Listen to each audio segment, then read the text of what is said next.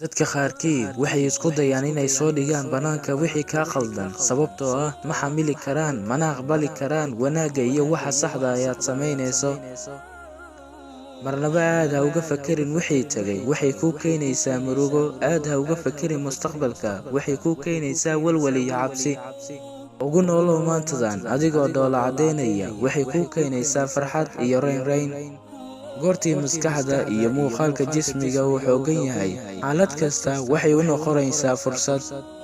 Maseer yar waa u caafimaad xiriirku. Way wanaagsan tahay had iyo jeer inaad ogaato in qof uu ka baqayo inuu ku waayo.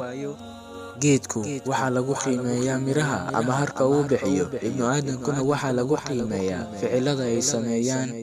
Camalka wanaagsan marnaba ma khasaaro. Qofkii beerta aadaab iyo hab dhaqan wanaagsan wuxuu gurtaa miraha xushmada iyo jacaylka ay dadka u hayaan. Ka fogow xanaaqa, adiga keliya ayay ku dhaawacaysaa. Maxaad la caroonaysaa haddii aad saxan tahay? Looma baahna inaad carooto. Haddii aad khaldan tahayna, xaqba uma lihid inaad carooto. Qaladka ugu weyn dadku sameeyaan inta badan waa waxay dhageystaan kala bar, waxay fahmaan rubac, waxayna sheegaan laba jibaar wixii ay maqleen. Caqabaduhu kuma joojin karaan, dhibaatadu kuma joojin karto, dad wax kaa sheegay kuma joojin karaan. Adiga keliya ayaa naftaada ka joojin kara oo dib u dhigi kara.